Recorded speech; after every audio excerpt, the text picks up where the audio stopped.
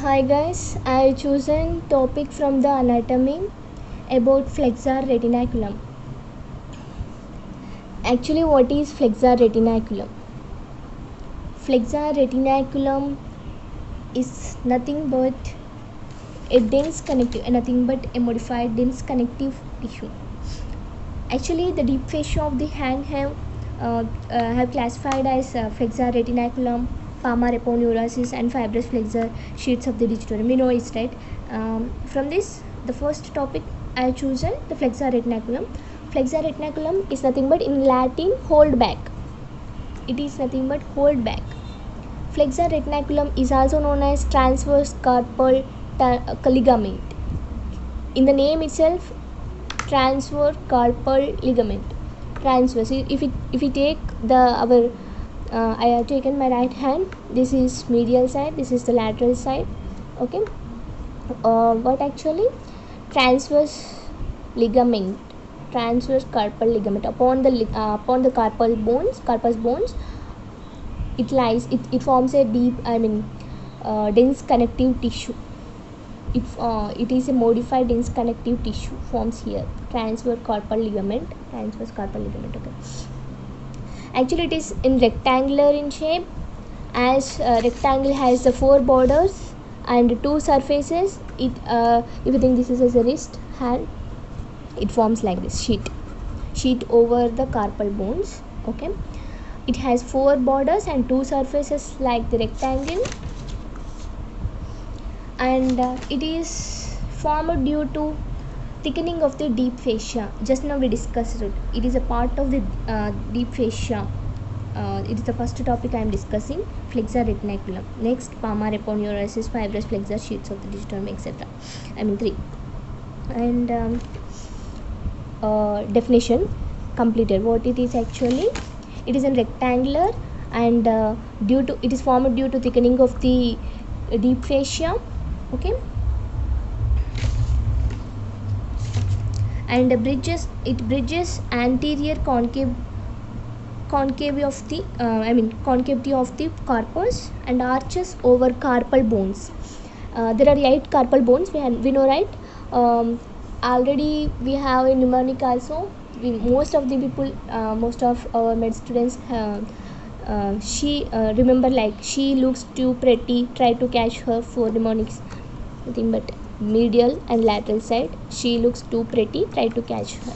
She, scaphoid bone, and this T means trapezium, not trapezius. Trapezius is a muscle, and pisiform, H for hamate, and these four forms the border of the flexor retinaculum. Here we see now, and actually, in simple way, the flexor retinaculum is looks like we take example of postage stamp.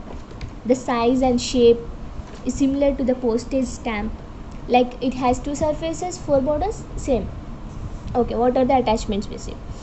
The attachments actually medially and laterally, everything we have to know.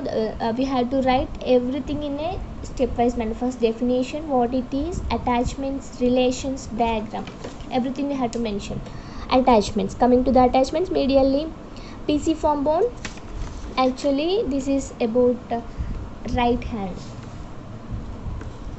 Okay, this is medially and laterally. Okay, medially pisiform bone.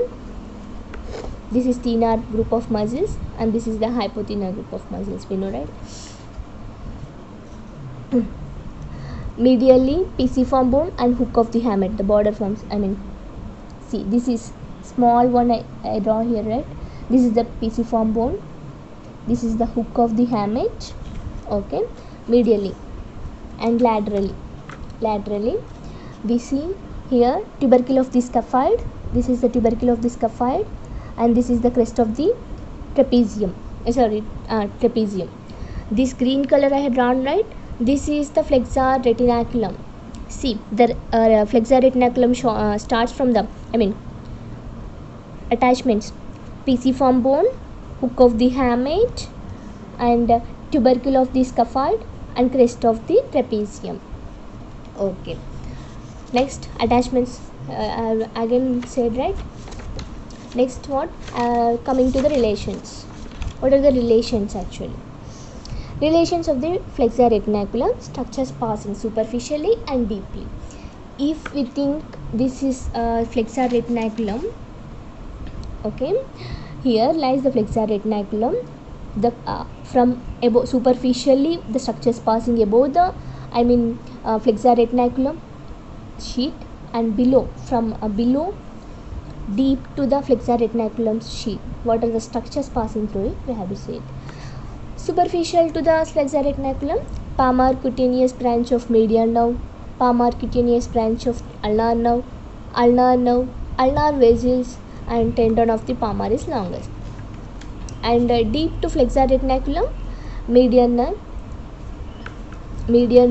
4 tendons of the flexor digitorum superficialis, 4 tendons of the flexor digitorum profundus, tendon of the flexor pollicis longus, ulnar bursa, radial bursa, tendon of the flexor carpi radialis. Here we see superficial to flexor retinaculum. If you think this is the sheet, like this, it lies like this. The sheet, this is carpal tunnel. Over our hand will be like this, right? This is the carpal tunnel, this is the sheet. From above the sheet, superficially, here, this one, this green color, superficially, okay. What are the structures passing superficially? Palmar cutaneous branch of medial nerve, palmar cutaneous branch of median nerve, okay. Palmar cutaneous branch of ulnar nerve, nothing but medial side. This is the ulnar. So we can remember easily ulnar while drawing diagram also. This is ulnar side, okay. Medial side lies the ulna, and lateral side lies the radius, we know, right? Okay. And palmar cutaneous branch of medial nerve, palmar cutaneous branch of ulnar nerve, and ulnar nerve and ulnar vessels here. Ulnar nerve and ulnar vessels from superficial to the flexor retinaculum. And what lies deep to the flexor retinaculum? There are many structures passing. More than the superficially, deeply. What are they actually? Median nerve. See, this is deep. Below, carpal tunnel below. The empty space there, no, that is carpal tunnel. Tunnel is nothing but narrow way or gap like that. And medial nerve, 4 tendons of the flexor digitorum superficialis, tendons of the flexor digitorum profundus, okay. This lies deep, okay. Median nerve, this comes under the structures passing through the deep to the flexor retinaculum. And also ulnar bursa, I forgot, ulnar bursa, okay. And the tendon of flexor carpi radialis, okay. I completed, right? This all comes under the structures passing through the deep to the flexor retinaculum, okay. Actually, let us again revise the flexor retinaculum. What is flexor retinaculum? It is nothing but flexor retinaculum. Retinaculum is nothing but a dense connective, a sheet covering.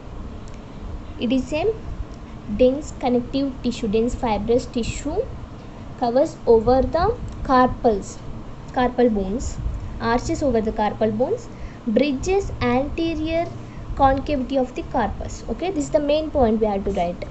It bridges, nothing but, okay.